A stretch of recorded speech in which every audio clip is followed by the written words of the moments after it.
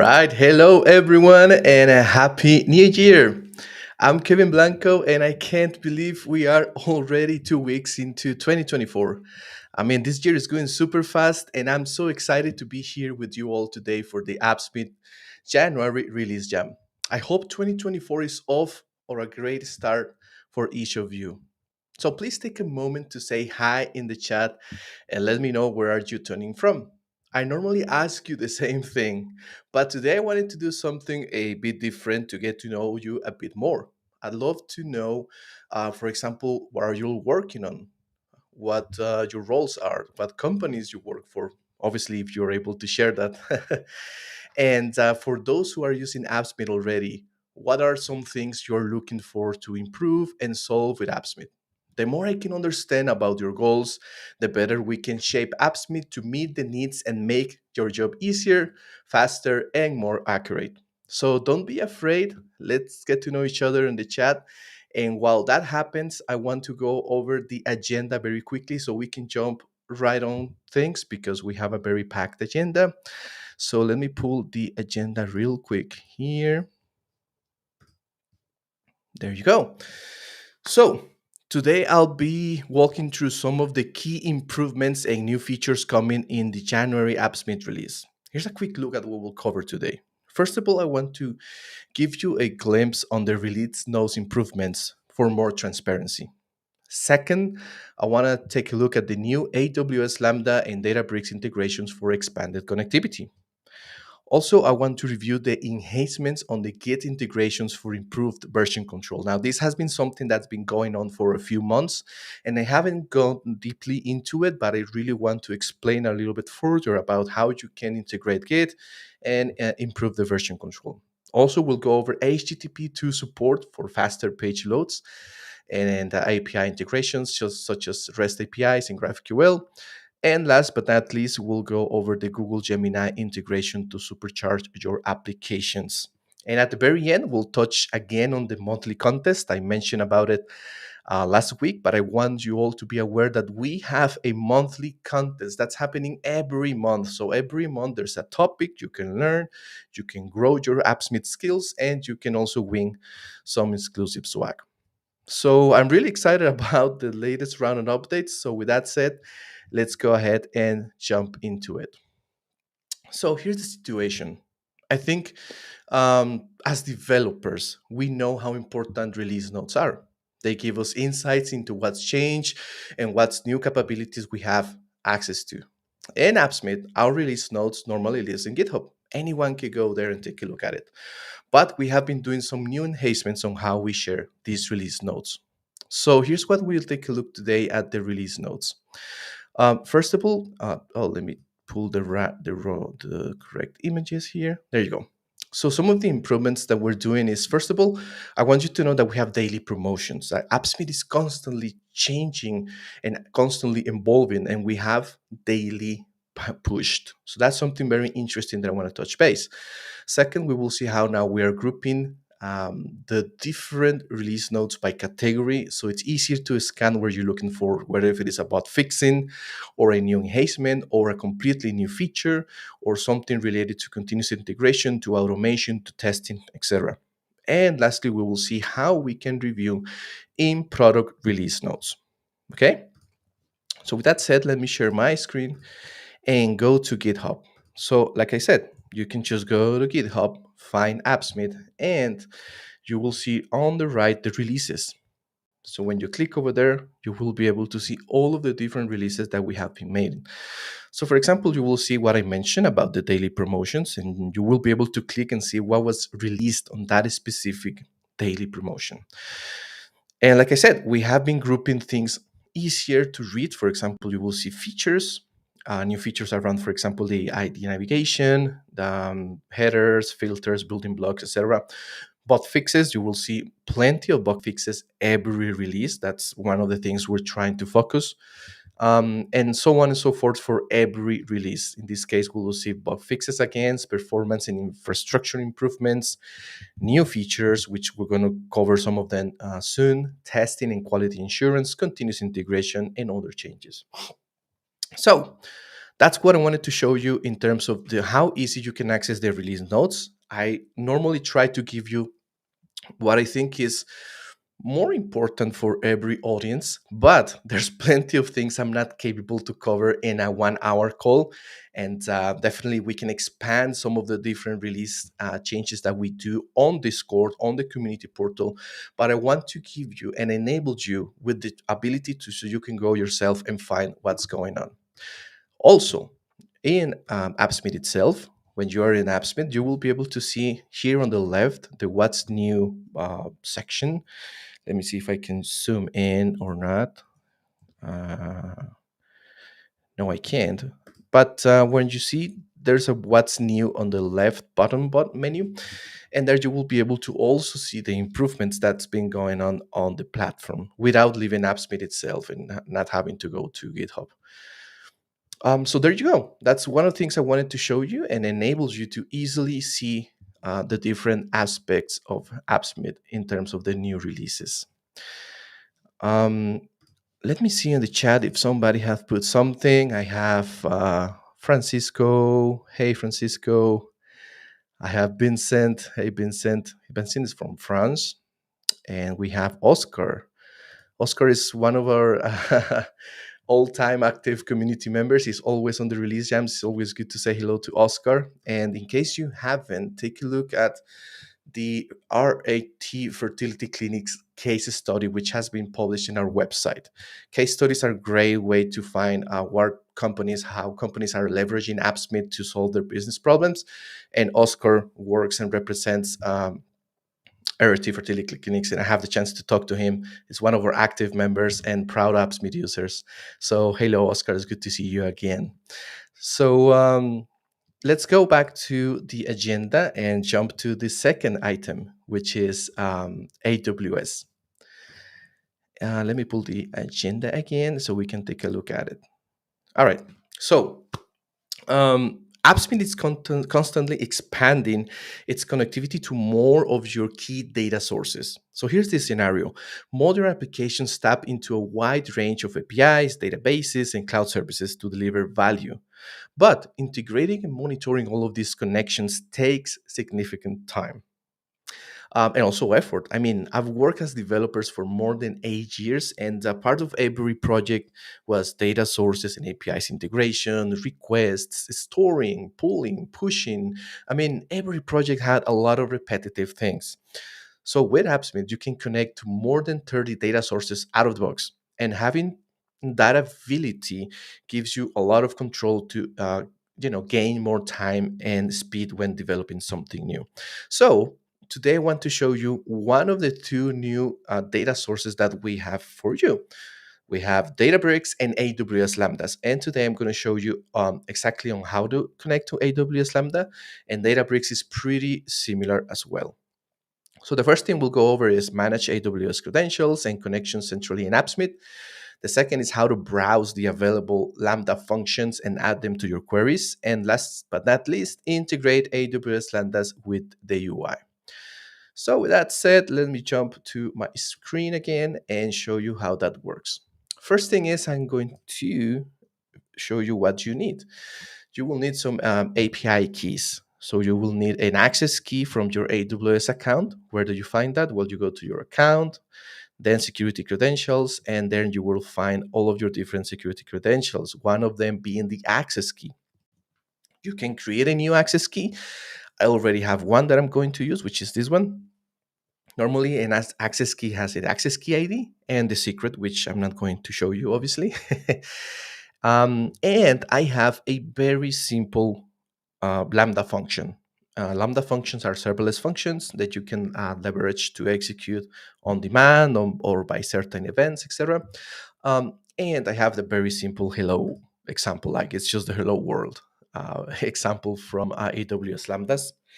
And as you can see here, it's very simple. We just have the request, we have the event, and we retrieve back a hello from Lambda. So that's what should be retrieving back on the response as we execute this Lambda function. So prior to having a data source, connecting to a Lambda was probably something that will require a standard API request on Appsmith, and you will have to handle a lot of the authentication, etc. Now with Appsmith, having a out of the box Lambda connection is very simple to make this happen. So let's go back to Appsmith, and let me create a new application here for January release gem. And we're going to be doing everything here. Let's go to our data section here on the left, and I have some data sources from previous release gems. So going to the plus icon, you will see all of the different data sources you can connect, and you will find, if you scroll down below here on the SaaS integrations, the AWS Lambda. All you have to do is click, and then you will be prompted by, well, the authentication type is going to be, you can have AWS access key, which is the one we're going to be using, or the instance role. Let's use that one. Let's put the access key, which is the one that we can copy from AWS here. That's the access key. And the secret key, I'm going to copy. I don't want you to see it. I have it around here. And the good thing is, once this is stored, this is encrypted and never retrieved back. Okay. And last, the region. So it's important, that AWS, everything, all of the services are based by region. Right now, I'm in the Ohio region, which is US East 2. So it's important to make that happen here, US East 2, because if not, we wouldn't be able to see the Lambdas on that specific region. And let's call it AWS. And let's save it and see if it works. There you go. That's the data source. It was created. Now, if we go back to the editor, we will be able to create a query against this new data source. So let's click here on the plus icon, create a new AWS query, and we will see all of the different options. The first one is the command. If we want to list the functions, like we can actually see the functions that we have in Lambda, or we can actually execute a function. Let's call invoke a function. And what is going to happen is that Appsmith is going to pull the available functions in that specific region, so we can integrate that into this query. So I only have hello Appsmith, which is the one that I should show you here.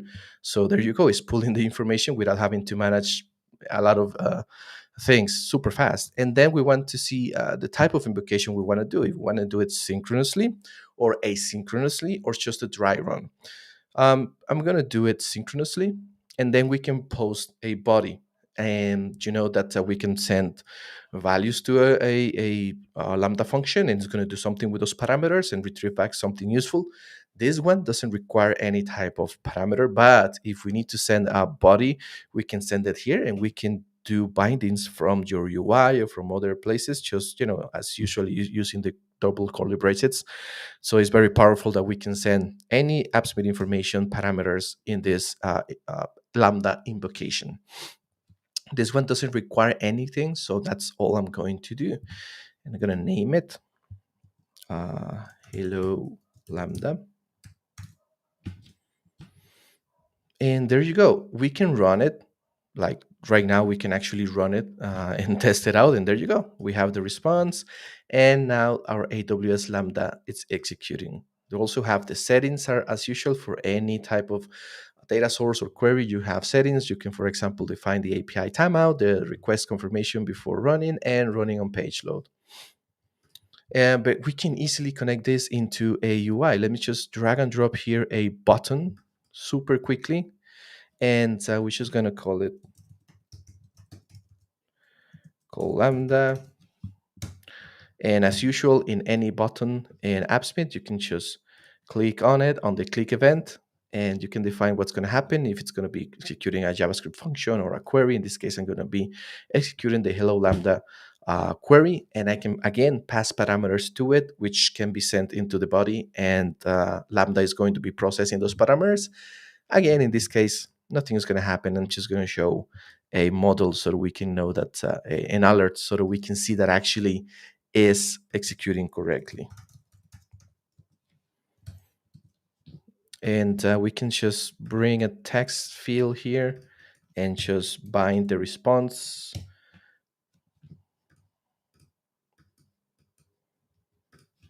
And there you go. Just like that, we integrated in less than 5 minutes a AWS Lambda without and managing the authentication. Appsmith is going to handle the authentication and managing the secret by us. And we integrated the query, the data source, and now we can just call the Lambda that execute correctly, and then we can see the response. Now we can parse this JSON and do something useful with it. We can call it from a JavaScript object or from a JavaScript function. That's all the things that you can do. But just for the sake of this release jam, because we have a lot of things to cover, that's what I wanted to show you in terms of the AWS integration. So with that said, with these integrations in place, Appsmith provides a unified interface to connect to AWS and Databricks resources. Databricks is pretty much the same. You can just go to the data sources section, find the Databricks, put your credentials and the server, and you will be able to connect to your notebooks, to your databases, and to your machine learning models, large language models. In a further video, I'm going to explain about Databricks, but again, just for the sake of testing. And I think that the importance of AWS, because it's a widely used product, I think I wanted to prioritize AWS Lambdas today. So it means you can spend less time writing up services and more time building your apps. The key benefit here is reduced development efforts. So by handling integrations and authentication under the hood, Appsmith makes connectivity to Lambdas and Databricks frictionless. This enables you to deliver complete applications faster. All right. Let me see if there's any question on the chat. If not, we can jump to the next one. Um, there you go. Thank you for putting the release. Sorry, the Art Fertility Clinics case study, which is an amazing case study. I really believe what the company is doing is very powerful. And let's jump into Git. Sorry, if there is no questions around AWS, I'm really looking forward to see what you're going to be building with this new integration. All right, let me drink some water before we kick off the Git integration. Okay, so let's take a look at some of the key improvements that enable a smoother version control on your Appsmith apps. So here's the reality. Developers rely on Git and version control systems like GitHub to track changes and collaborate. Appsmith is a unique low-code platform because you can put your application source into source code, leverage continuous integration, and deliver complete delivery pipelines and continuous integration, code checks, etc. And it's completely open source. I mean, it's a win-win situation. This is one of the biggest reasons why I truly believe Appsmith is the best local platform out there. So today I'm excited to show you and demo 3 enhancements to the Appsmith built-in capabilities. The first thing is not this one. This is going to be this one. There you go. Git improvements is the intuitive committing and pushing from the UI. I mean, it's amazing that you can, without leaving Appsmith at all, manage the entire Git ecosystem. The second is branch management and how you can work across different environments. And last but not least, the branch protection, merging automated commits, and CI/CD integration. So with that said, let me just go back to my screen here and show you some things. I have a Appsmith Enterprise Edition running on my local machine. Again, remember that Appsmith is completely open source and you can use our cloud version, and also you can use the self-hosted version. I just use the Docker image and it's running on my machine. As you can see, we have here localhost. So this is my own version of Appsmith running in my own local machine. So let's create a new application. And just by that, you will be able to see down below, and let me zoom in case you don't see it. Here at the very bottom, you will see, first of all, the environment. Remember that we have support for environments right now, and also how to connect to your source code in Git. So I'm going to click that and zoom out because you can see. The first thing is what our Git provider is going to be. We support GitHub, GitLab, Bitbucket, and many others. I'm going to select the GitHub, and then it's going to ask me if I have an existing empty repository. I'm going to say yes, because I do, and that one is here. I have an empty, open, public repository that you can visit in the future if you want to after this call. And there you go. Now we have to generate the SSH key. All we have to do is copy our Git URL, which you can easily copy here. Go back here, paste it. And then it's going to tell us to, and let me zoom out a little bit more. generate a new SSH key. So the way this goes is super simple. We just copy this generated key and we have to give it access in our repository configuration. So going to the top in settings and scrolling down to the deploy keys, you will be able to add a deploy key for this specific repository. Let's add a new one. I'm going to call it Appsmith, and I'm going to put the key that I copied from Appsmith. And it's important to allow write access because, again, Appsmith is going to be able to write into the repository without having to go into any type of command line interface or go into GitHub. All right, let me authenticate here. I have to put my password.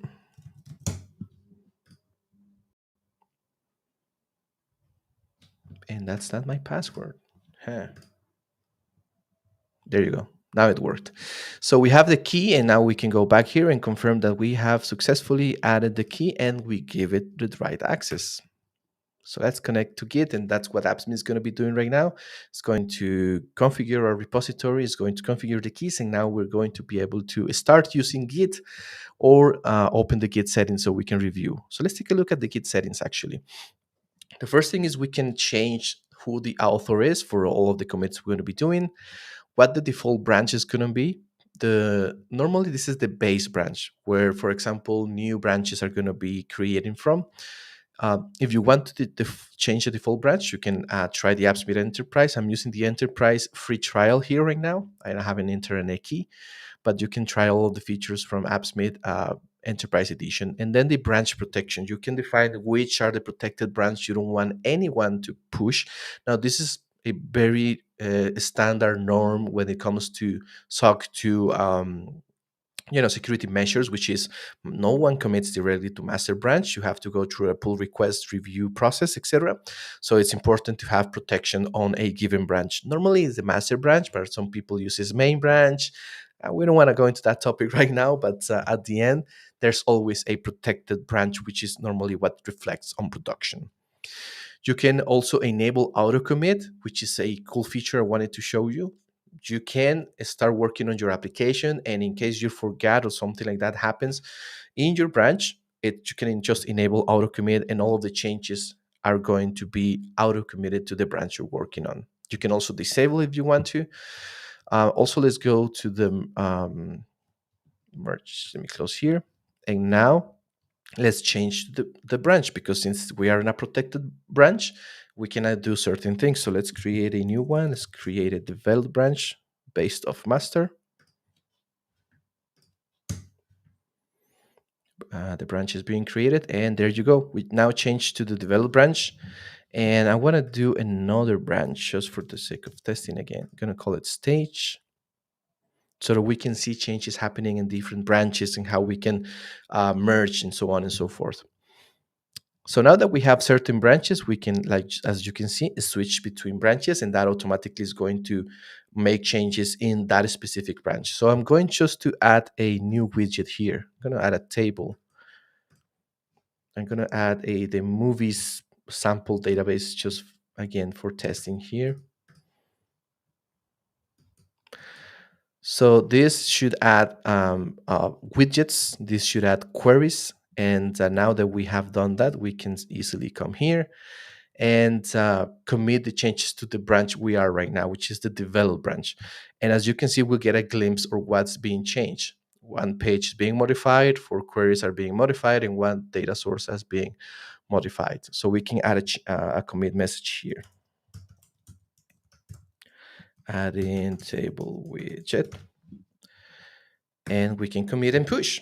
So again, without leaving the Appsmith UI, we can just integrate GitHub very easily, and we can also, for example, merge.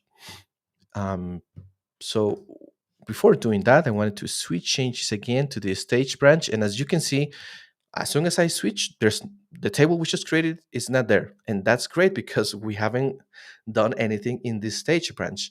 So that means that we can easily switch between branches and see what our teammates are working in their Appsmith applications without having to create more applications. We can work on a single application, and our all of the team members are working on their branches, and we can see their changes in real time. For example, for pull request reviews and things like that.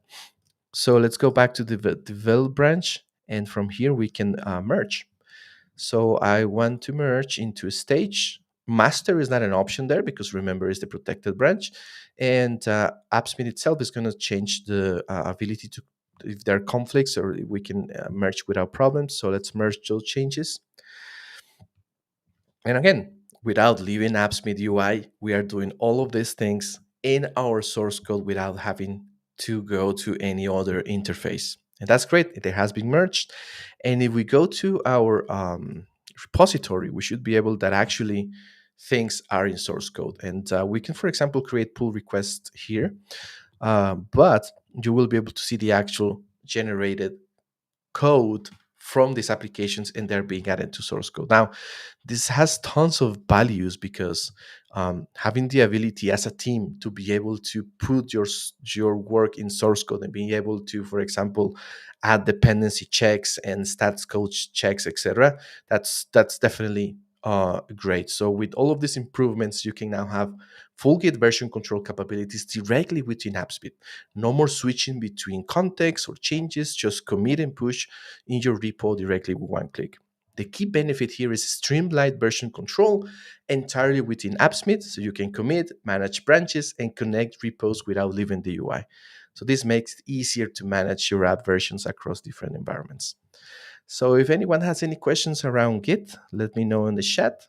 But if not, we can jump to the next item in the agenda. Let me turn off here my camera, sorry, my sharing screen, and let's go to the next item on the list, which is HTTP2. So let's circle back a little bit about how internet works. The evolution of internet has brought about a significant changes in the way we communicate, work, and access information. Central to this transformation is the hypertext transfer protocol, as we know, HTTP. So the foundation of data communication of the World Wide Web is based on HTTP. Like everything, most of the things that we do are HTTP. Not everything, but most of them. In recent years, a successor to the HTTP 1.1 protocol, known as HTTP 2, has emerged with promises for faster and more efficient web browsing. So let me show you some of the benefits that we have from using HTTP 2 versus, for example, HTTP 1. This is what we're going to go over basically, which is what is HTTP 2 and the benefits compared to HTTP 1, and how to enable HTTP 2 in your Appsmith data source. So we don't really want to get into a lot of details, technical details about the differences, but just to review some of the benefits of HTTP 2 that Appsmith now supports, we can highlight. The first thing is multiplexing. HTTP2 allows multiple requests and responses to be sent concurrently over a single connection. Now, that eliminates the head of line blocking problem found in HTTP1, where a slow loading resource could delay the loading of other resources on a page. The other cool stuff about the HTTP2, it's the binary framing, which instead of plain text used in HTTP1, HTTP2 employs a binary format, which is more efficient for both the client and the server. This results in a faster parsing and reduced overhead. The other cool stuff is header compression. HTTP2 uses HPAC, which is a compression mechanism to significantly reduce the size of the header fields in each request and response, resulting in a reduced bandwidth consumption and quicker page loading. And last but not least, the HTTP2 allows servers to push resources to the client before the client requests them, further reducing latency and optimizing performance. So let me share my screen again and go back to an Appsmith application and very easily explain to you how you can enable this. If your API or your GraphQL endpoint supports HTTP2, all you have to do is enable in Appsmith. So I'm going to create a new REST API. And once we are there, we can use the standard UI to connect to our REST API, define the method, the parameters, the body, the pagination, etc. And you will find the settings option tab here. Let me zoom in case you don't see it, because I really want you to see where the settings are. Once you click on the settings, you will see some of the standard settings that we normally have. For example, if we want to run this API on page load, if we want to request confirmation before running this API, if you want to encode the query params, which is normally a enable option by default for all of the APIs, if you want to do a smart JSON substitution, and then you will find the protocol. That's how easy you can enable HTTP2 if your API supports it. So all you have to do is change to HTTP2, and that's it. You can integrate your API as normally you do. You can run your API, and you can start working with all of the different features that this protocol supports. So this will definitely increase and give you a significant improvements. For example, leading to performance changes and speed responses. So the key benefit here is significant faster page load times. So there you go. That was very briefly in terms of HTTP2, because it's very simple to enable. Like Appsmith make things which are complex to be super quick and fast. Like I'm usually amazed about all of these features. If you have any questions, again, let me know in the chat, because I'd love to get to know you a little bit further. Hey, Tanya, I see you're connecting. Tanya from India, is good to have you here. So let's go to the next item on the agenda, which is Gemini. Now, there is a video we published this Monday about Gemini, so I'm not going to spend too much time about Gemini, because you can go and watch the video. And actually, let me display a QR code in your screen. If you go to our YouTube channel, you will see that video very easily. But in case you can't find it, you can scan this QR code that you can see on the screen right now, and it will take you to the Gemini Google AI integration. In that video, I explain in more depth how it works, how you can get a new barrier token from Google Gemini, how you can integrate it. But I do want to give you a glimpse and remind you that this is a new feature. So let's, for example, think about a scenario that most of you probably have. Building intelligent business applications and enterprise applications often require deep learning skills. And if you don't require them, definitely you want to explore them, because Appsmith has been working hard to enable developers with multiple AI capabilities. That is why last year, at the very end, we announced support for OpenAI. In case you missed it, there is a video about it in our YouTube channel. And last week, I showed you how to use Anthropic AI to create the Legal Smith, which is a legal counselor using AI. And we are pleased to announce the support for Google AI solution, which is Google Gemini. So again, I'm not going to spend too much time on it, but you can very easily do that just as any other data source out there. Let me hide this. There you go, the QR code. And all you have to do is go to your data section here on the left menu, and then add a new data source by clicking the plus icon. And there you will find on the SaaS integrations, Google AI. It's just as simple as getting a new API key. Where do you get that? You get that from Google AI Studio. Let me find it for you. And actually, it's very interesting to know that it was previously called Google Maker Suite. Now, this is not the page I'm looking for. There you go. Which URL is still makersuite.google.com, but the name is Google AI Studio. And from there, you can visit and actually talk to it, just like ChatGPT or any other AI assistant over there. But you can very easily just create a new API key. I'm going to, okay, I don't have permissions here.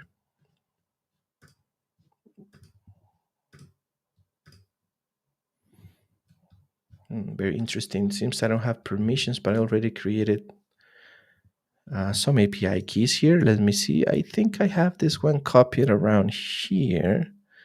Looks like I don't have permissions for this project.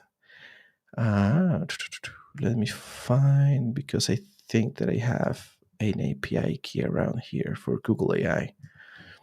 But if not, you can create one from there.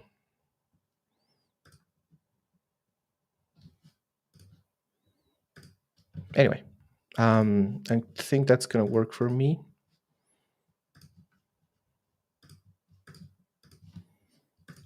Let's try it out. Yeah, that one worked. All right, cool. And we can call it Gemini and save it. Now that it's saved, we can go back to the editor and create a new query against that specific data source that we created. Click, click the plus icon and click the Gemini query. And from there, you will be able to generate content. That's the only command available right now. It can expand in the future which model we want to use. Right now, Gemini only supports Gemini Pro. It's like the latest version of Gemini. And from there, you can add messages. You can add as many messages. If you want to keep the context of the conversation, you can have as many messages as you want. But in this case, all you have to do is define what the role is, what the type is. Right now, we only support user and type text because that's what Gemini supports right now. In the future, when Gemini supports, for example, images or other type of roles, for example, system, we will make it available. And from here, you can send your input. Again, you can use curly brackets to pull data from your queries, from your inputs, from whatever you want. But if you want to give it a shot, we can just, put something here hard coded. Get me a list of ingredients for a pizza recipe. And we can run our query. And that's all you have to do to integrate Google Gemini. Now, again, and here you have the response. Let me make this bigger. You have the pixel and how do you do it? Here you have your ingredients for an Italian pizza. But that's it in terms of, again, very briefly, because I wanted to just drive you to the actual video that you can see and in more depth how to even integrate to the UI and do something meaningful about it. But in general terms, you can enable AI capabilities very easily, as you can see, using the Google Gemini model, as well as the other ones that I already mentioned.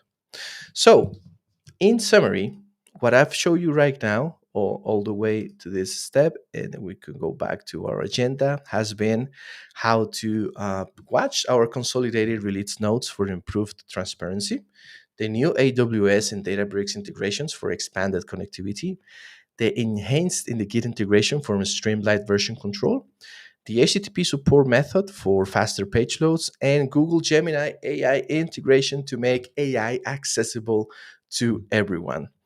And now the monthly contest. This is something that we mentioned last week. And in case you missed it, I really want to recap again because it is important to understand that most of the years we have Hacktoberfest, which is like a month-long celebration of open source, but it is a widespread event for multiple open source products, not just Appsmith.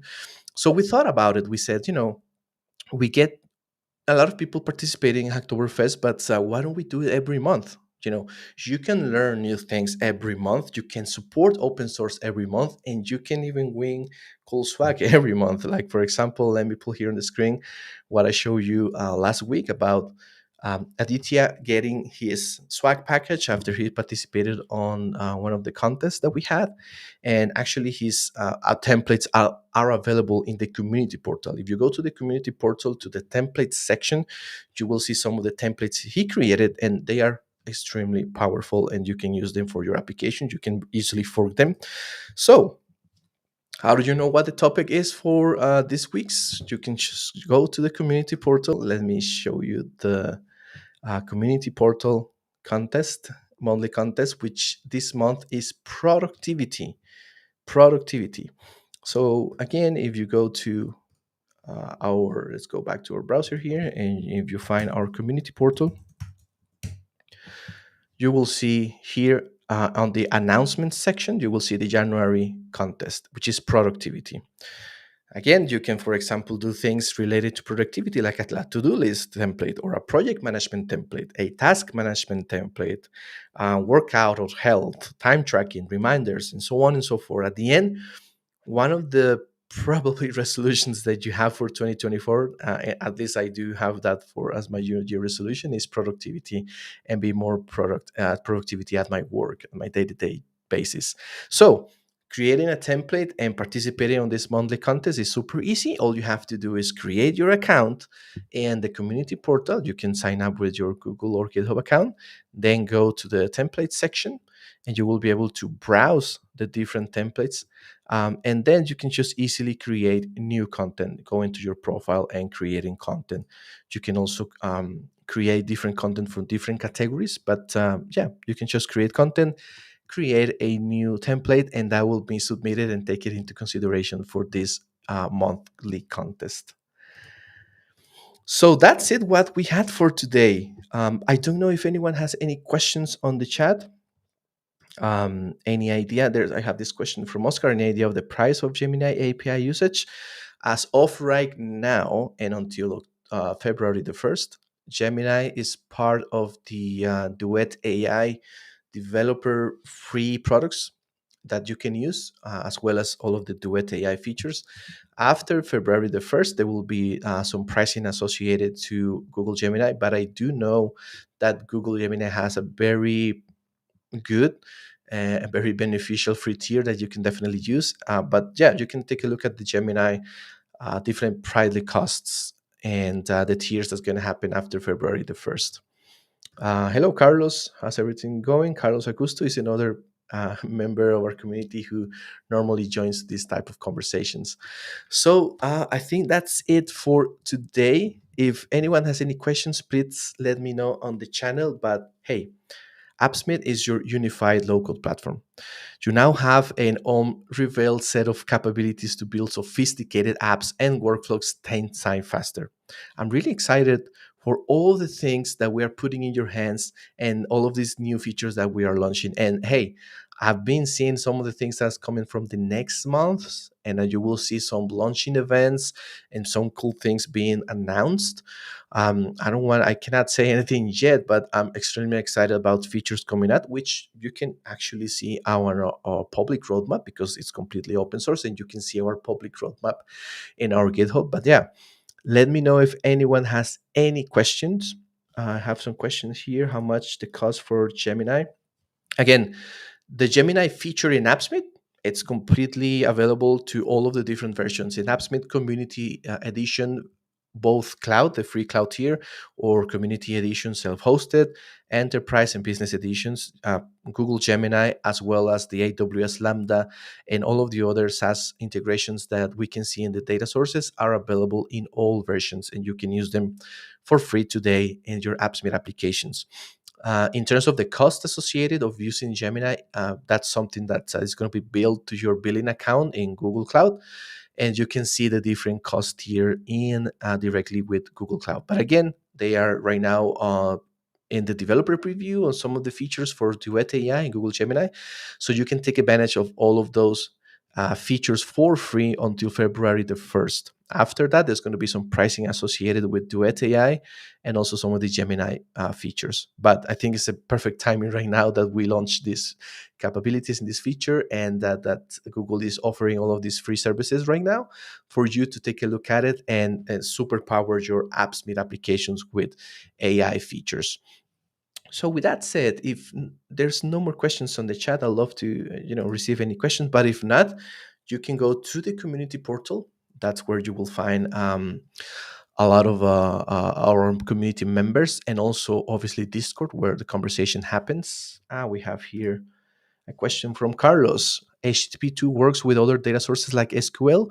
No, right now HTTP2 works for REST API, authenticated REST API, and the same for GraphQL, both GraphQL and authenticated GraphQL. That's the where the HTTP2 method it's being allowed for data sources, not for others like SQL. Because primarily HTTP over communications are for HTTP API requests and GraphQL requests. So like I said, if you have any other question, let me know on the chat or also in Discord. and on the community portal. If you are not there, you should be, because that's where we continuously publish new tutorials, new content, monthly contests, announcements, and so on and so forth. So, with that said, I think we can cut off here. It has been great to see you all. This means there's another question here. Okay, no, I think we're good in terms of questions. So have a great rest of the day or night, depending where you are located.